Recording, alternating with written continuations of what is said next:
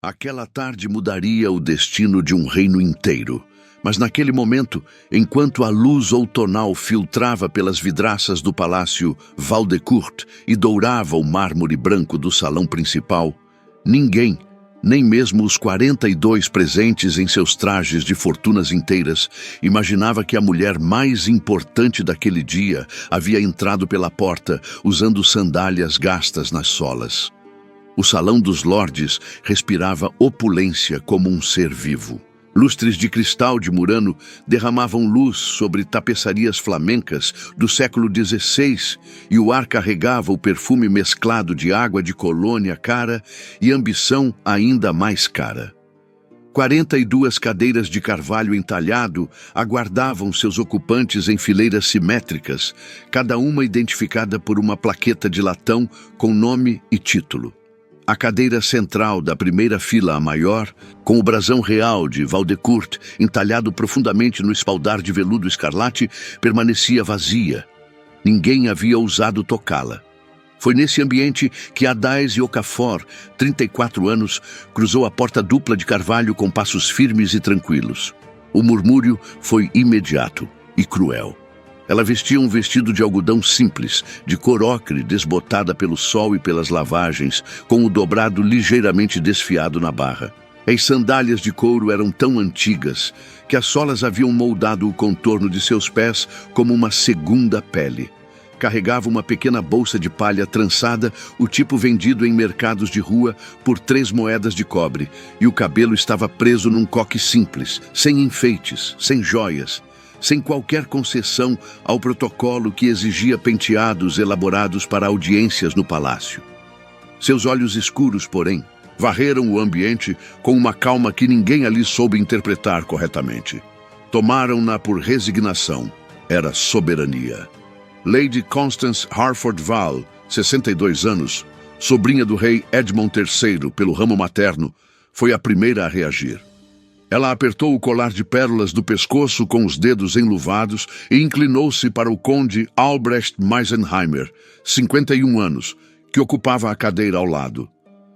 "Ela está no lugar errado", sussurrou a velha senhora, a voz baixa, mas suficientemente alta para alcançar as 3 fileiras adjacentes.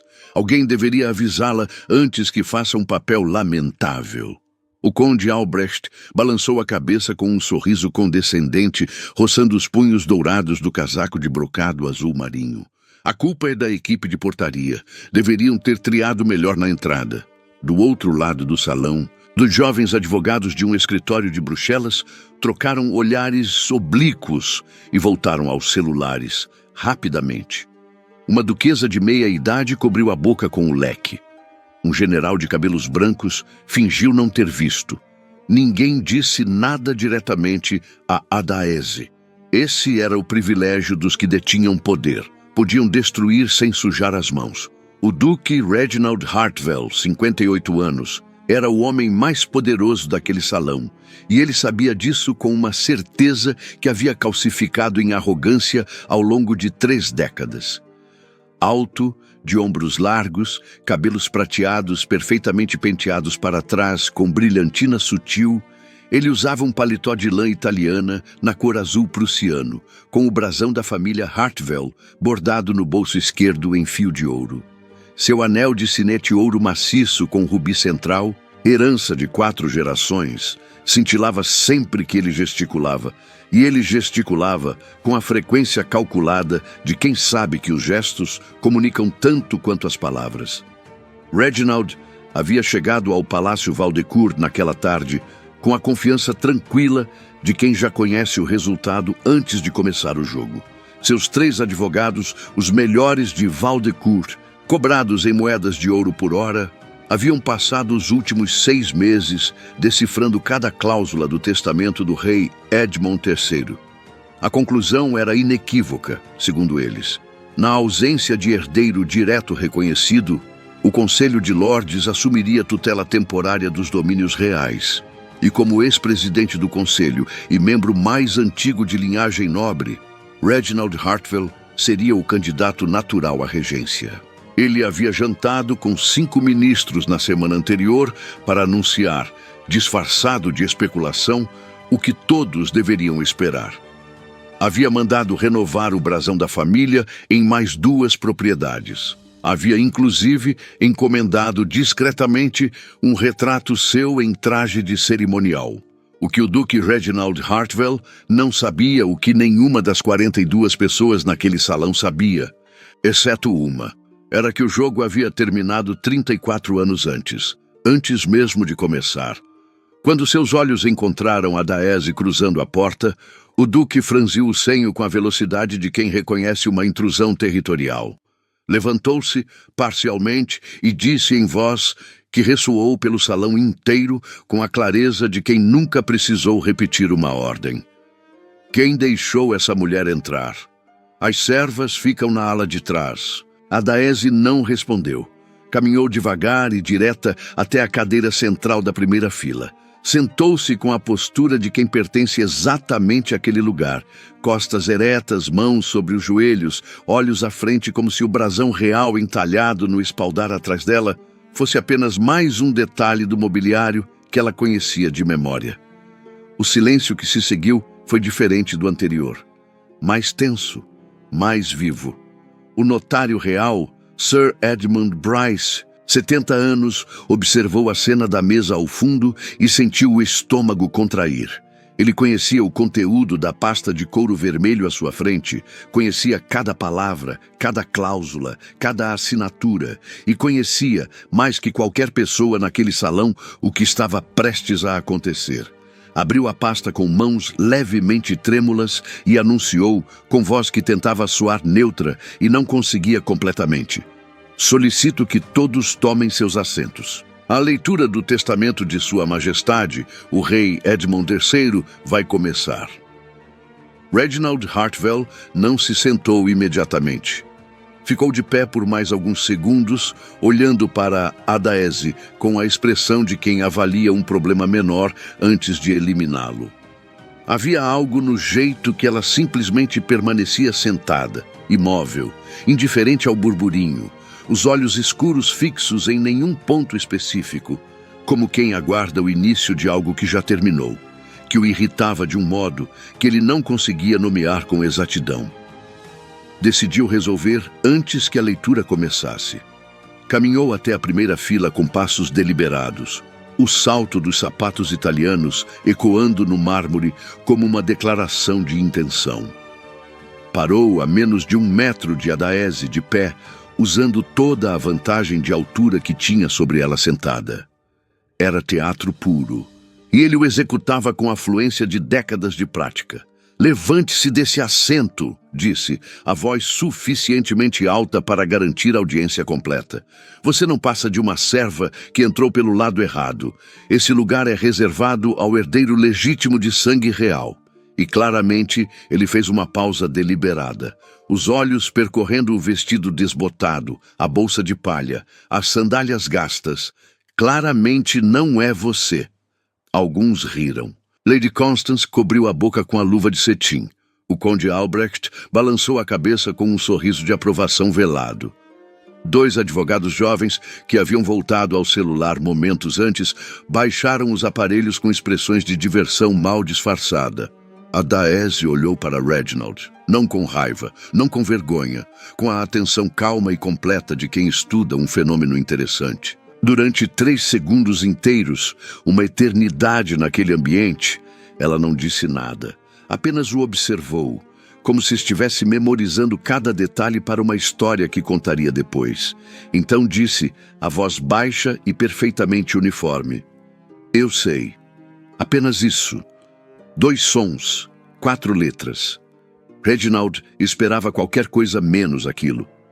Esperava desculpas, embaraço, talvez lágrimas. A resposta calma, completa, sem explicação, criou nele uma confusão momentânea que ele rapidamente cobriu com desdém. Bom, disse, endireitando o casaco. Então levante-se. A Daisy não se moveu. Por dentro, naquele milissegundo de hesitação que ele jamais admitiria a ninguém, Reginald sentiu algo. Uma fisgada pequena demais para ser medo, grande demais para ser ignorada. Como quando se pisa num degrau que não existe, Um segundo de desorientação antes de o orgulho reassumir o controle. Ele voltou ao seu lugar, cruzou as pernas com elegância estudada e decidiu que a questão seria resolvida pelos assessores depois da leitura. Sir Bryce limpou a garganta e começou. As primeiras cláusulas eram menores doações às ordens religiosas de Valdecourt, pensões vitalícias aos funcionários mais antigos do palácio, a transferência da Casa de Verão de Miravel para o Museu Nacional. Reginald ouvia com impaciência, que ele controlava só parcialmente, tamborilando os dedos na coxa direita, num ritmo que seus assessores conheciam bem, o sinal de que o duque estava calculando. Logo, pensava, mais uma página e chegamos ao que importa. Do lado oposto da cena, a Daese ouvia com os olhos levemente fechados, como se já soubesse o que vinha e apenas confirmasse mentalmente cada item. Na bolsa de palha, sobre seu colo, havia um envelope. Ela não o tocou ainda, mas sabia exatamente onde estava, como sabia há mais de um ano, desde o dia em que seu pai havia chamado um mensageiro de confiança e mandado aquele pacote até a aldeia de Correntes do Sul, onde ela vivia numa casa de 2 cômodos com vista para o rio. A hora chegará, havia escrito o rei, com a letra já tremida pela doença. E quando chegar, tu saberás o que fazer, sempre soubeste. Ela pensou nele, no rei Edmond III, no homem que havia sido seu pai antes de ser monarca, e sentiu o peso familiar daquela ausência. Não era uma dor aguda, era uma dor que já havia se integrado a ela como uma costela a mais, sempre presente, nunca completamente adormecida. Tinha 12 anos quando o viu pela última vez em pessoa. Uma visita discreta, não anunciada, numa tarde de chuva fina. Ele havia chegado sem escolta, de carruagem comum e batido à porta da casa onde ela vivia com a mãe, Amara. Ficou por 3 horas. Contou histórias do palácio que a fizeram rir. Examinou os cadernos escolares dela com atenção genuína. Antes de partir, segurou seu rosto com as 2 mãos e disse, olhando nos seus olhos com uma intensidade que ela nunca esqueceu: você vai entender tudo quando for a hora. Confie no que já está em você. Ela não havia entendido então. Entendia agora. O pensamento dissolveu-se quando a voz de Sir Bryce mudou de timbre mais firme, mais deliberada, as palavras medidas com uma precisão que fazia diferença. Quanto à totalidade dos domínios reais, ao trono de Valdecourt, ao tesouro soberano de 2 bilhão de coroas e ao título de soberana regente, designo como única e irrevogável herdeira minha filha legítima, reconhecida em cartório notarial, selado em 12 de março, há 34 anos, a Daese Edmond Okafor Valdecourt. O silêncio que caiu naquele salão foi diferente de todos os silêncios anteriores. Era o silêncio de 42 pares de pulmões que pararam ao mesmo tempo. Era o silêncio do relógio de pêndulo na parede que, de repente, parecia ser o único mecanismo em funcionamento no mundo inteiro. Era o silêncio que precede o desmoronamento, quando a estrutura já cedeu, mas os escombros ainda não chegaram ao chão. Reginald não entendeu imediatamente. Desculpe, disse, e a própria voz, que havia ecoado com tanta autoridade minutos antes, saiu agora estranhada, como uma nota errada no meio de uma melodia conhecida. Sir Bryce não baixou os olhos. Repetiu mais devagar, com a clareza de quem sabe que cada sílaba está sendo gravada na memória de todos os presentes. A princesa Adaese é filha do rei Edmond III, com a rainha Amara Okafor, de Angorei, com quem sua majestade foi casado em cerimônia privada há 36 anos. Casamento mantido em segredo por pressões políticas do Conselho de Lordes, do qual o senhor Duque Hartwell era presidente à época. A sala explodiu, não em gritos, em algo mais caótico. Vozes simultâneas, cadeiras rangendo, leques fechando-se com estalo, papéis caindo, o farfalhar de roupas caras em movimento abrupto. Lady Constance deixou o colar de pérolas escorregar dos dedos e cair no mármore com um tilintar que ninguém esqueceria. O conde Albrecht ficou branco como o estuque das paredes, a boca entreaberta numa pergunta que não conseguia formular. Os dois jovens advogados de Bruxelas olharam um para o outro com a expressão de quem percebe, tarde demais, que embarcou no navio errado. Reginald levantou-se com violência. A cadeira rangeu para trás com força suficiente para chamar a atenção até dos que ainda não haviam se virado. Suas mãos bateram na mesa à sua frente. Um gesto instintivo, territorial, o gesto de um animal que sente o cercado encolher. "Isso é uma falsificação", disse, e a voz havia recuperado o volume, mas perdido a elegância. "Uma fraude preparada por quem quer desestabilizar o conselho. Essa mulher foi plantada aqui para... Duque Hartwell." A voz de Adaese cortou o ar com a precisão de uma lâmina. Não foi alta, não precisou ser. Tinha a qualidade rara de um som que preenche completamente o espaço onde acontece, como água que ocupa a forma exata do recipiente. Ela havia se levantado, e algo na sua postura, os ombros, a inclinação do queixo, o jeito que seus pés plantados no chão pareciam ter raízes, transformou completamente a percepção do espaço ao redor dela. A cadeira com o brasão real não era mais o fundo da cena. Era o contexto óbvio de onde ela estava. "Meu pai me contou sobre o senhor", disse Adaese, com a mesma calma dos últimos anos todos. A calma de quem carrega uma verdade há tempo suficiente para que ela se torne leve.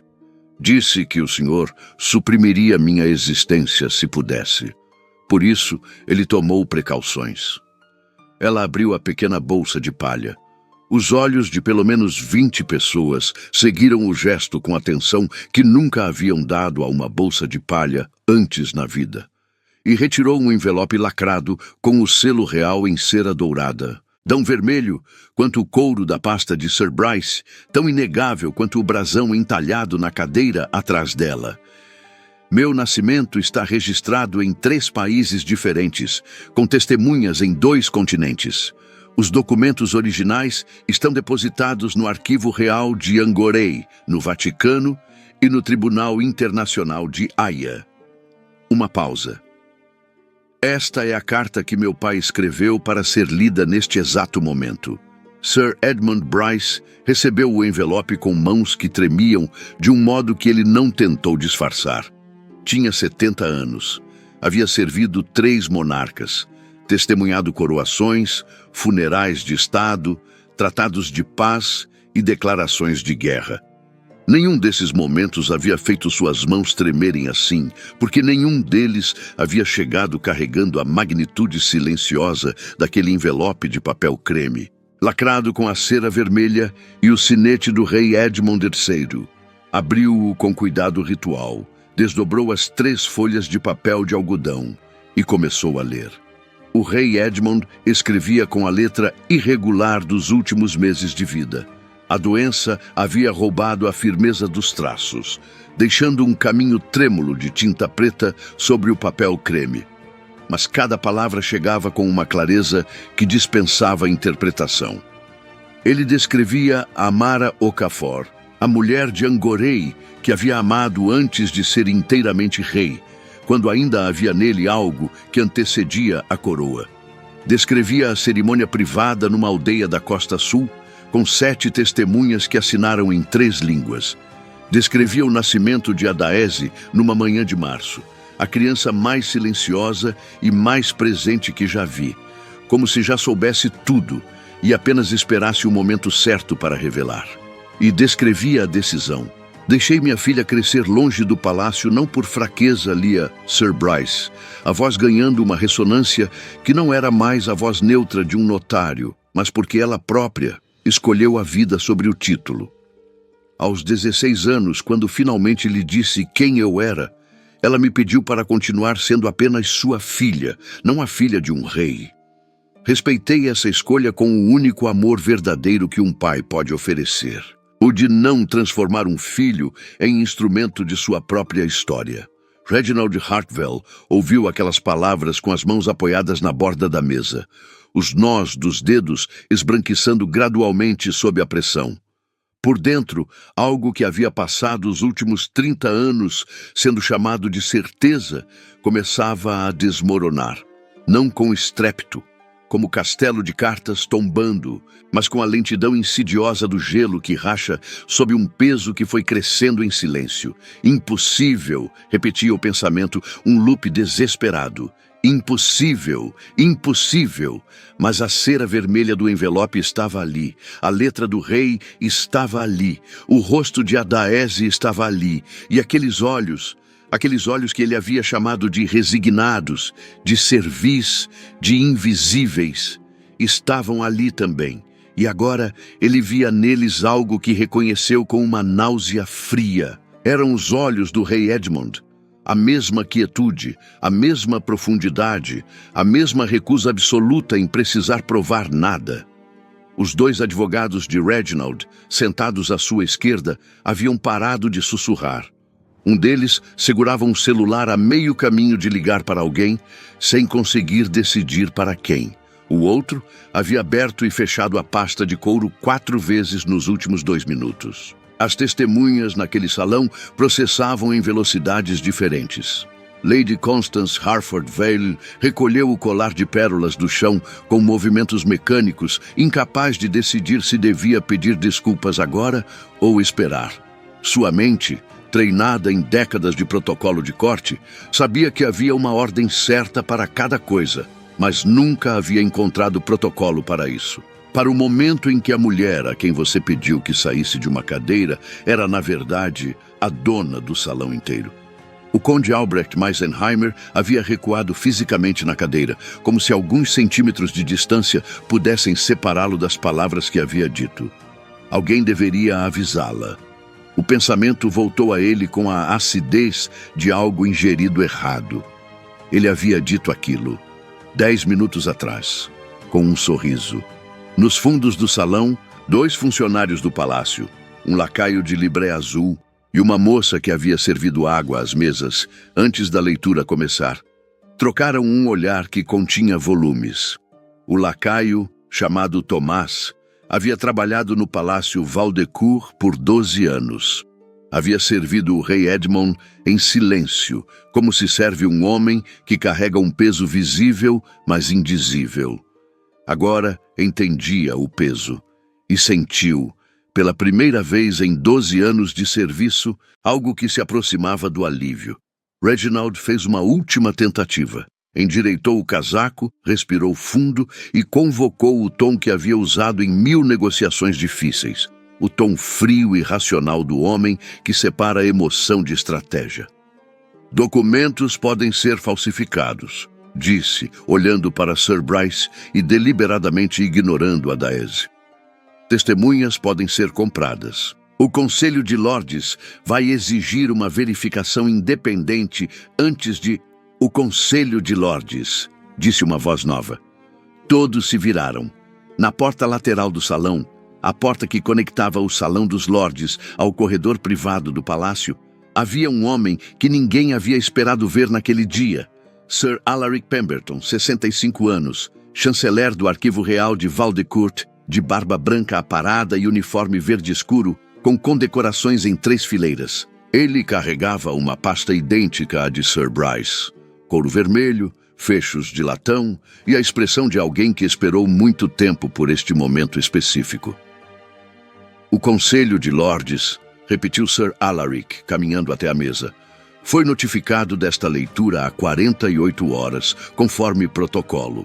Eu trago as cópias autenticadas dos documentos de nascimento e casamento depositados no Arquivo Real de Angorei, recebidos por mim pessoalmente há 2 semanas.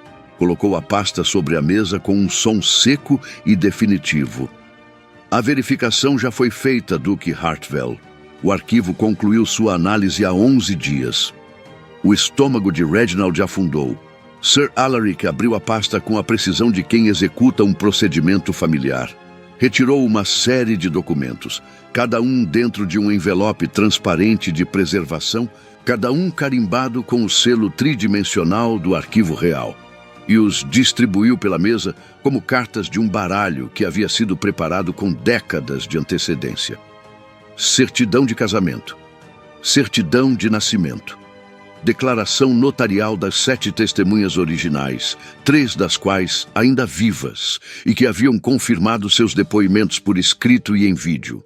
Laudo grafológico, comparando a escrita da certidão com amostras confirmadas do rei Edmund. Laudo de DNA, coletado com o consentimento documentado do próprio rei nos últimos meses de vida, comparado com material de Adaese Okafor, obtido através de médico neutro designado pelo Tribunal Internacional. A correspondência genética, disse Sir Alaric, com a voz de quem lê um relatório técnico e não consegue completamente suprimir a emoção por baixo da objetividade, é de 97%. Adaese Edmund Okafor Valdecourt é filha biológica do rei Edmund III, além de filha legítima por casamento reconhecido. Não há margem para contestação legal. O silêncio que seguiu foi de uma qualidade diferente de todos os silêncios anteriores daquela tarde. Era o silêncio do fim. Reginald Hartwell soltou a borda da mesa. Seus dedos, que haviam apertado o mogno com força suficiente para deixar marcas, simplesmente abriram. Como se os tendões tivessem decidido por conta própria que não havia mais nada a segurar. Ele ficou de pé por mais alguns segundos, alto, de paletó bordado, anel de sinete cintilando, e então, pela primeira vez em décadas que ninguém presente conseguia lembrar, o Duque Reginald Hartwell parecia pequeno. Não era a postura. A postura ainda era ereta, porque décadas de protocolo aristocrático não se dissolvem numa tarde, por mais devastadora que ela seja. Era outra coisa. Era o espaço ao redor dele que havia mudado. A sala o havia reclassificado em silêncio, e essa reclassificação era tão completa e tão instantânea quanto cruel. Isso é... Começou e parou. Tentou de novo. O conselho vai... Parou outra vez. Um de seus advogados se levantou discretamente e foi em direção à porta. Não correu, não precisou. O simples movimento já dizia tudo o que precisava ser dito sobre o quanto aquela defesa havia custado e o quanto valia agora. Adaese observou tudo isso. Ela havia permanecido de pé desde o momento em que se levantara para falar. E permanecia de pé agora, com as mãos unidas levemente à frente, a bolsa de palha pendurada no antebraço esquerdo como se fosse a coisa mais natural do mundo numa tarde como aquela. Seus olhos seguiram o advogado que se retirava, seguiram os documentos espalhados pela mesa, seguiram o rosto de Reginald numa leitura demorada e sem julgamento visível. Ela o havia observado chegar naquele dia com a certeza dos condenados que ainda não leram a sentença. Havia ouvido seu nome ser chamado de serva. Havia sentido o peso coletivo de 42 olhares que a descartaram nos primeiros 10 segundos. E durante tudo isso, havia pensado no que o pai lhe dissera naquela tarde de chuva, quando ela tinha 12 anos e ele parecia carregar o mundo inteiro nas costas. O poder verdadeiro não grita. Espera. Ela havia esperado. Agora era hora de falar. Duque Hartwell, disse Adaese com a mesma voz de sempre, baixa, uniforme, sem raiva e sem triunfo vazio. O senhor pode sentar-se. A sala conteve a respiração. Era a última coisa que esperavam ouvir. Esperavam proclamação, acusação, sentença. Esperavam o som natural do poder que havia sido negado chegando com a força de tudo que havia sido represado. Em vez disso, sente-se, dito com uma gentileza que foi, de alguma forma, mais devastadora que qualquer grito, porque um grito poderia ser respondido, e aquela gentileza não tinha resposta possível. Reginald sentou-se. Adaese avançou 2 passos em direção à mesa central, ficou de pé diante dos documentos abertos e olhou para o salão inteiro antes de continuar. Meu pai me contou sobre as pressões que o senhor exerceu ao longo de décadas como presidente do conselho, sobre como suprimiu informações sobre minha existência em pelo menos 4 ocasiões documentadas. Ela deixou a palavra documentadas pousar no ar por um momento. As implicações legais dessas ações são conhecidas pelo senhor melhor que por mim. crime contra a coroa, falsidade ideológica em documentos de Estado, desvio de recursos do Tesouro Real durante o período em que o senhor administrou as propriedades da coroa como se fossem suas. Olhou diretamente para Reginald e, por um instante, breve, quase imperceptível, algo passou por trás daqueles olhos escuros que não era raiva nem piedade, mas algo mais complexo que os dois. 47 milhões de coroas, segundo os auditores do arquivo. Reginald engoliu em seco. Seus lábios se moveram sem som. Não vou prendê-lo hoje, disse Adaese. Uma pausa. Vou dar-lhe 30 dias para devolver voluntariamente ao Tesouro Real os 47 milhões de coroas desviados durante sua presidência do Conselho, corrigidos pela inflação do período. Ela cruzou levemente os braços, um gesto que não era de fechamento, mas de pensamento, como quem verifica uma lista interna.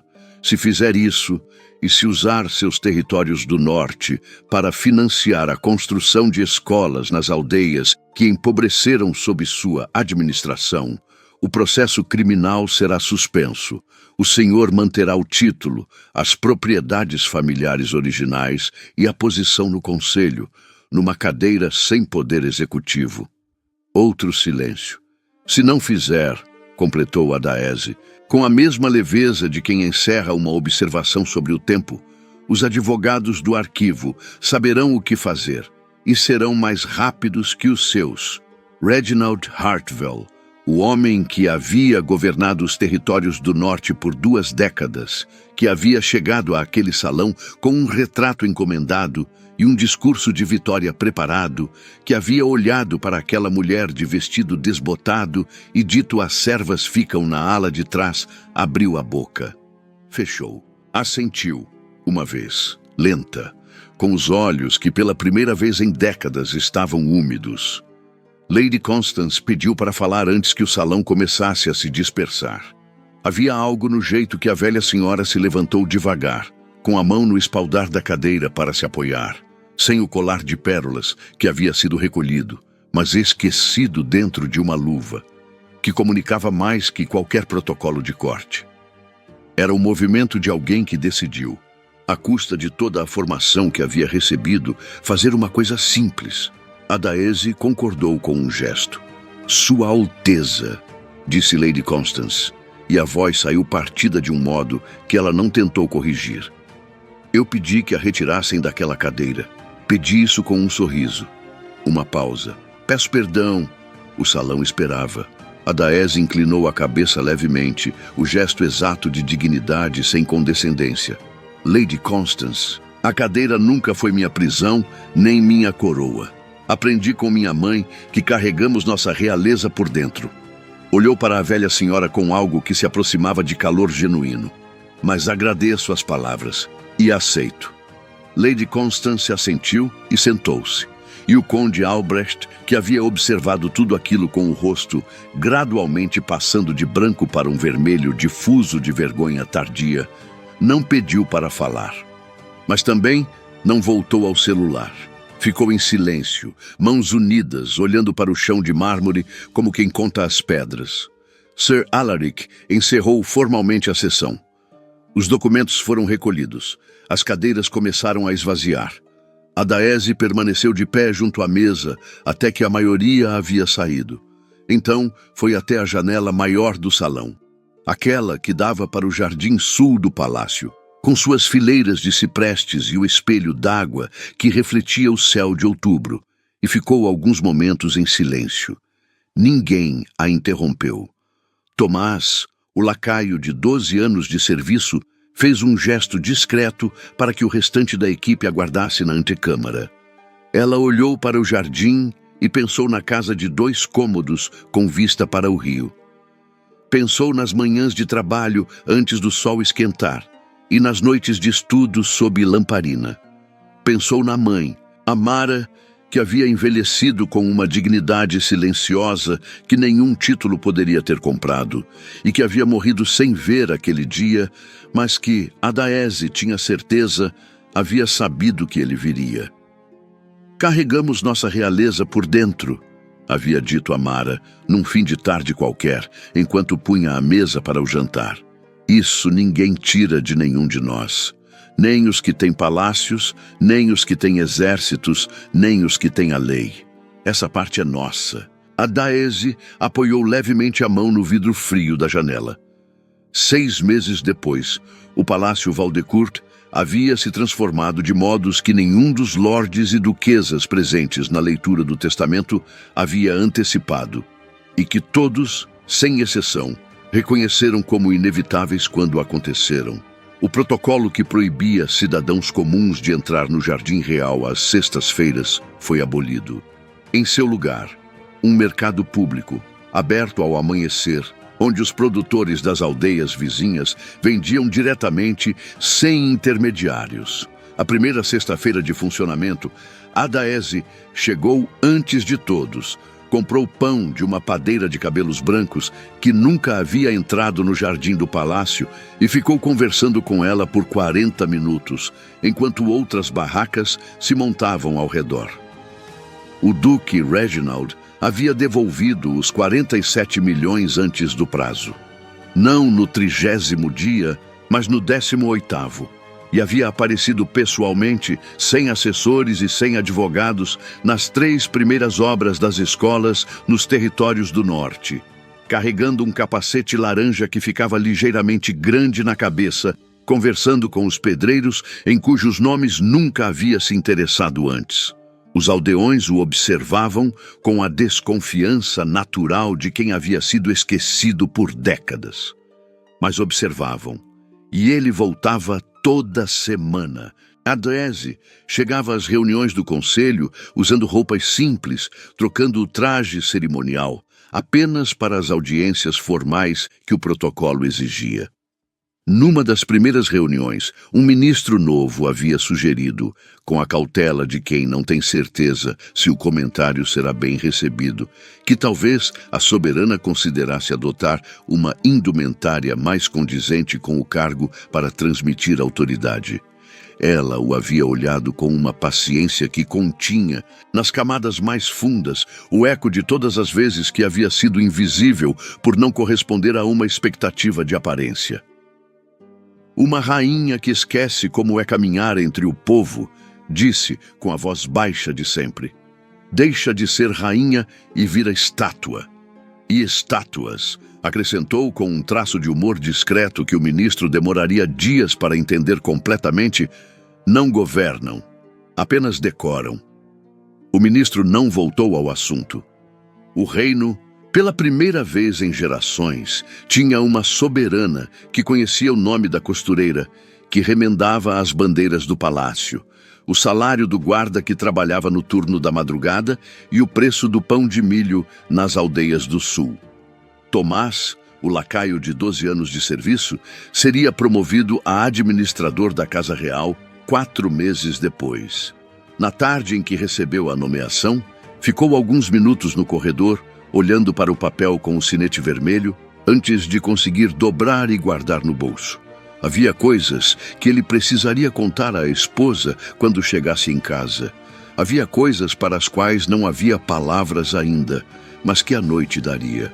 O que a Daese descobrira, o que qualquer pessoa que havia assistido aquela tarde no Salão dos Lordes descobrira, fosse a contragosto ou com alívio, era que a soberania de um governante não reside nos títulos depositados em arquivos, nem nos selos de cera vermelha, nem nos brasões entalhados em cadeiras de veludo escarlate. Reside no que a pessoa é quando a cadeira ainda está vazia e todos os outros estão decidindo se ela merece sentar. A Daese havia se sentado e esperado, e o reino havia finalmente chegado a ela.